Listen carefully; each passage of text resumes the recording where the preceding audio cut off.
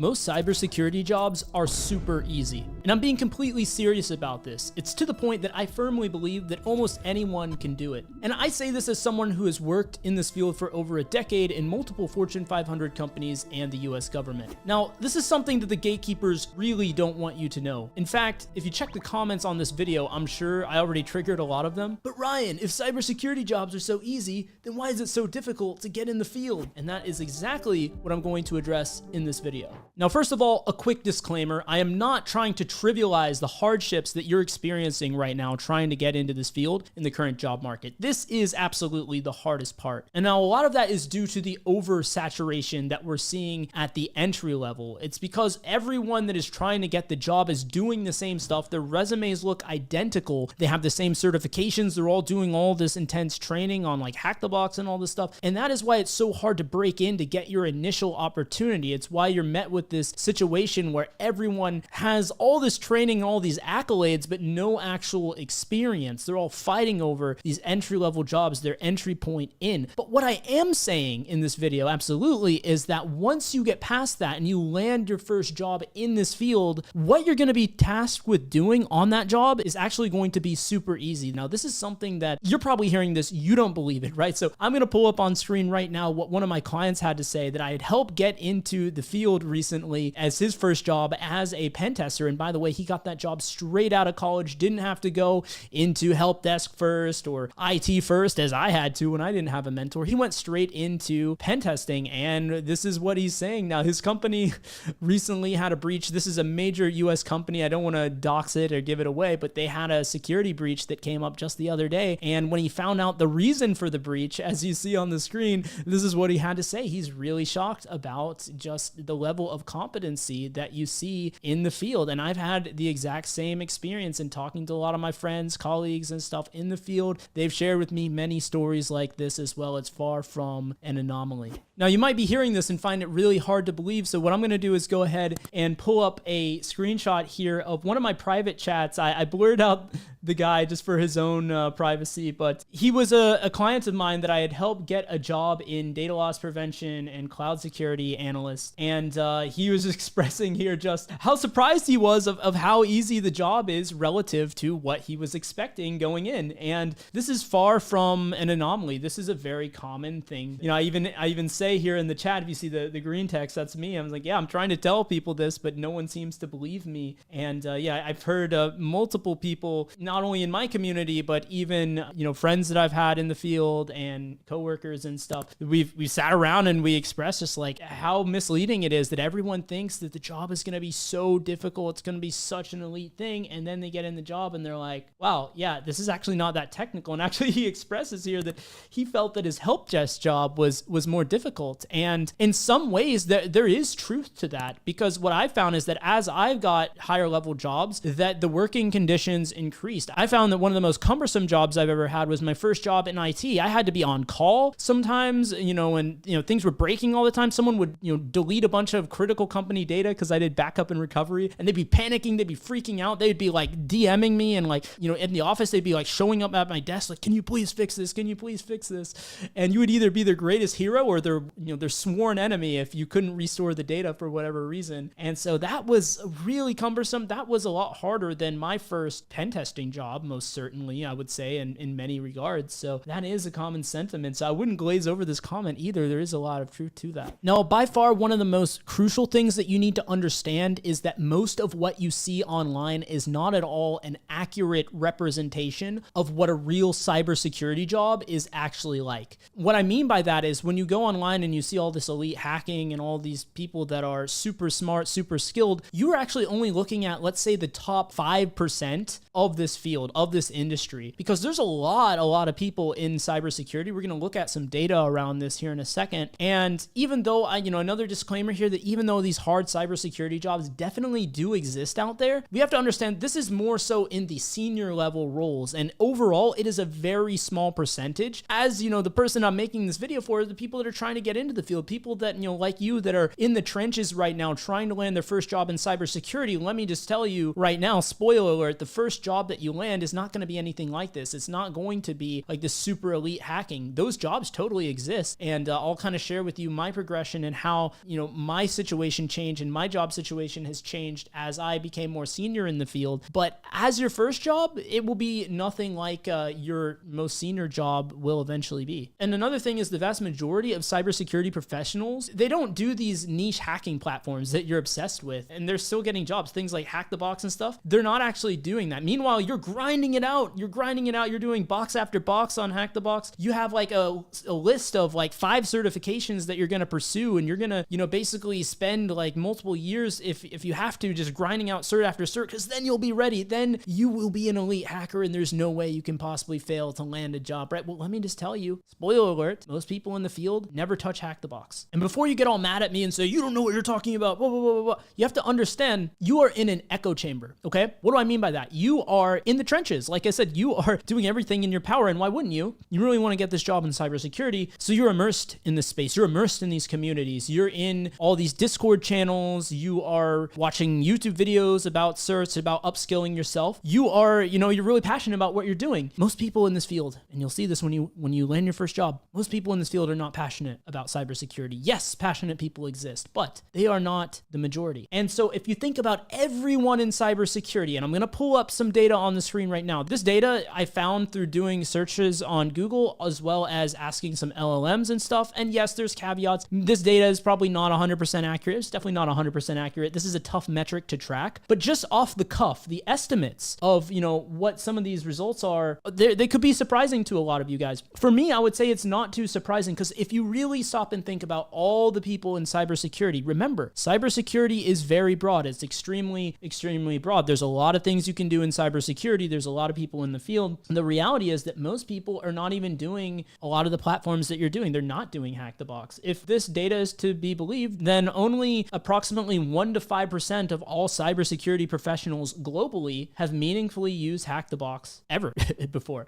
And, if we look at who's using it regularly, right? I mean, if we just look at some of the breakdowns, if this can be believed, then, maybe only 40 to 60% of red teamers and pen testers have experience with Hack the Box. Obviously, that's going to be the largest demographic, but even that is about only half. And the SOC analysts, 5 to 15%, because now we're getting a little bit where it's a little bit less directly relevant to what they're doing. And GRC, where it's a lot less directly relevant, we see less than 1%. I would totally believe that. But here's the thing, right? The amount of people switching careers and students trying to get in, that is one of the highest percentages, right? And so that's going to be the highest sheer number, right? Because even though red teamers and pen testers by percentage is about the same as career switchers and students, there's a lot more career switchers and students than there are pen testers and red teamers. So what that means is overall, this is going to be a lot more people. And I think this is why you're experiencing part of the reason why you're experiencing this difficulty of standing out when you're doing these platforms. I spoke on this before, but this is not going to help you stand out as much. And here's the thing, how necessary is it really if that small of a percentage, 1 to 5% overall, if this can be believed? Well, again, this could be off. These estimates could be off, but I mean, how off do you really think it is? 1 to 5%? Okay, maybe it's 10%. That's still a very, very small number, right? And so my point with all of this is that you really don't have to be like this super smart, super elite person in order to get into the field. You just need to have the right things on your resume. You don't have to be this super elite hacker or super smart person in order to get into this field. You just need to know the right things and have the right connections maybe in some cases. So that kind of leads me into the next portion, which is answering, well, how then are people actually getting into the field of cybersecurity if a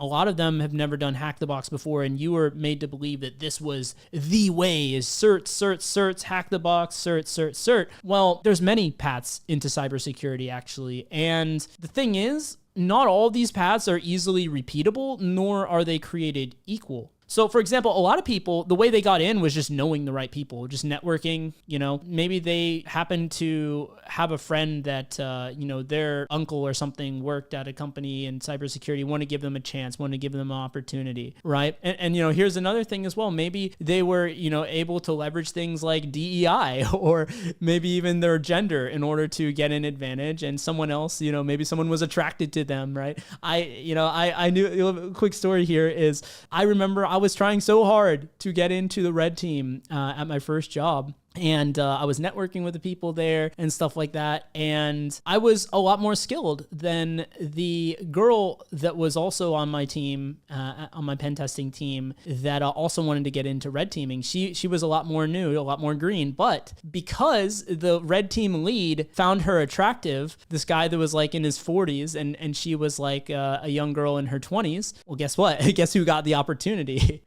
Not me. She got the opportunity, right? And I'm not sitting here to say, oh, I'm a victim, this is such an injustice. Is what I'm saying is, hey, there's a lot of ways that people that are less qualified than you from a technical standpoint are getting these jobs and you're not. And so everything factors in at the end of the day, but getting in is the hardest part. But once you get into this field, you will absolutely be shocked when you find that, oh, I'm actually one of the most knowledgeable and competent people on my team. Let me just show you a message from one of my internal chats with the students that I'm working with. That, this is one of the students that I helped get a job in the field. And, this is what he discovered as well with the competency level at the job that he's working at as a pen tester as well. And like I said, you might be quite surprised. So the next thing you may be wondering is, well, how am I so sure about all this? Well, for one thing, let me just say you are out on the internet looking for answers for this stuff, right? You landed on this video for a reason, and most people aren't. Like straight up, they simply don't care enough. Once you enter the field, you'll see they simply don't care enough. They're complacent. They aren't even doing hack the box, remember? So now what should you expect in your first job as a pen tester? And what should you expect in your first job as a SOC analyst as well? I'll cover that too, because at this point I've helped dozens and dozens of people get jobs as SOC analysts as well. So I feel that I can speak on this pretty accurately. Well, in the case of a pen tester, really what you're going to expect in your first job, it's nothing like a lot of the stuff you're doing on hack the box, where you're doing like internals, or like where you're faced with 100, IP addresses, or any of the intense stuff in OSCP or something like that. Instead, it's going to probably be, was the case for me and was the case for many of my clients that I help land pen testing jobs for, is that you're simply going to be doing a combination of a few things. You're going to be doing DAST and SAST, so you're going to do dynamic scans. So you're going to run a scanner on a website or something like that, and it's going to come back with a bunch of vulnerabilities. You're going to look into them and see, are they false positives, meaning it said the vulnerability was there, but it's not really a security issue, or is it legitimate, right? So you're just going to be double checking a scanner, basically running against a dynamic web app. Or you're going to be doing SAST, which is static code assessment. So it's going to do a scan of the source code. And once again, same thing. It's going to come back with a bunch of potential security issues. And then you have to look at the code and say, okay, is this legit or not? And usually it's, if that sounds crazy to you, usually it's pretty apparent to tell. And you're probably also going to be doing a lot of vulnerability management, assisting that. So if there's some scans of, operating systems and stuff like that, they'll have like an agent running on a Linux box or something. It'll scan it and say, here are the vulnerabilities. This is unpatched, that's unpatched. And usually it's just looking at the version of different stuff and saying, hey, there's a security issue here. And you just have to confirm that manually. And when I say confirm, you might be thinking, well, you have to be an elite hacker to be able to confirm this, right? No, actually the tool will tell you exactly what data it sent, like what the attack was. Like in the case of a web app, it'll say, hey, we sent this HTTP request. So you can then just go and copy and paste that into Burp Suite or something and just send that request and then see what the response is. Is it actually cross-site scripting? Is it, a false positive, something like that? It'll be pretty apparent. Do you pop the alert box on the screen or do you not? So a lot of times you're just running scans, you're pressing buttons essentially, and then you're validating that. And occasionally you'll probably do like the occasional manual pen test. On my team, that's what I got to do a little bit of, and a lot of my clients as well that I help get jobs. That was like maybe, let's say 10% of what they're doing, 5 to 10% of their total time each week, what they're doing. But a lot of it was very, very simple work. Definitely nothing to be too overwhelmed about. And now as a SOC analyst, a lot of times you're going to be starting as a level 1 SOC analyst. So you're not going to be doing any cool, like super elite, cool, nerdy malware analysis or like threat hunting or a lot of the more interesting things that you see out there on the defensive side. You're just going to be triaging alerts and deciding when to escalate it. And a lot of times it's going to be false positive. It's going to be benign stuff, but you want to have the alert still just in case it's a legitimate issue. But a lot of times it's going to be like, okay, the software developer tried to download this package that they needed for their software and then it flagged this thing or whatever, or like some routine admin, behavior that is completely benign, not malicious or anything. Most of the time, you're just going to be approving those. Sometimes you're going to have to escalate it, but even that is going to be, not anything too crazy.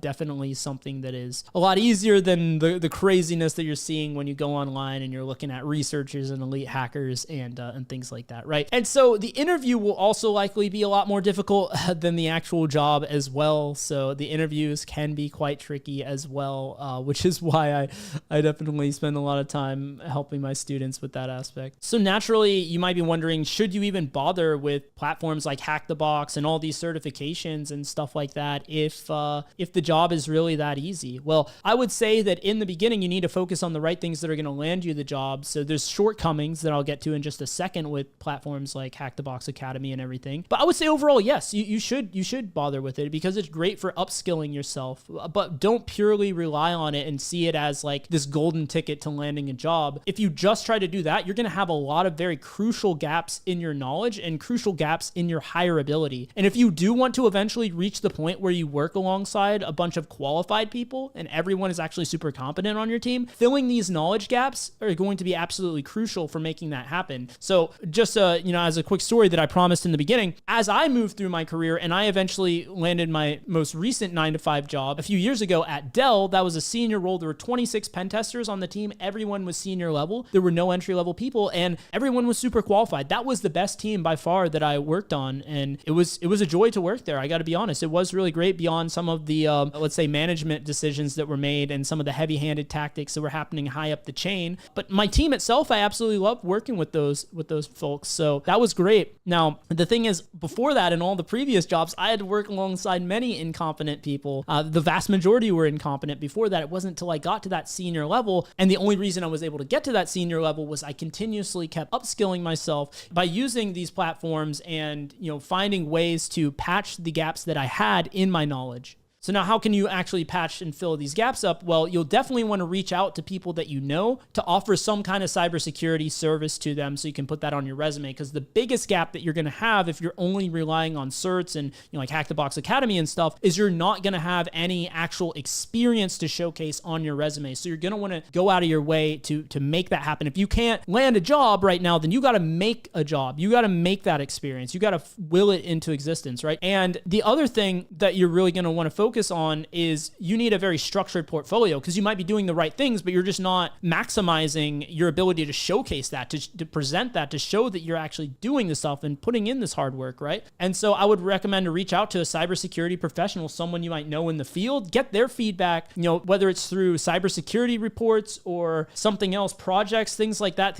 can really showcase that you actually have this skill set. The problem is you don't know what you don't know. So I would highly recommend to get the feedback of someone that's in the field in order to gain clarity on that so you are moving in the right direction. And also, you don't want just any projects on there. You want these projects to be very tailored towards the specific role that you're targeting, because one of the most common mistakes is that most people's portfolios, they're all over the place. And the problem there is they're a good fit for everything, but a perfect fit for nothing. So basically, they just lose out to the people that are a perfect fit for what that company is looking for, because, why wouldn't they, right? And now all of this can be pretty overwhelming to sort out on your own, as you might be imagining after watching this video. So if you want a completely done-for-you solution that was specifically crafted to work alongside of all your favorite training platforms like Hack the Box Academy and various certs, while also addressing all of their shortcomings, go down below and book a call.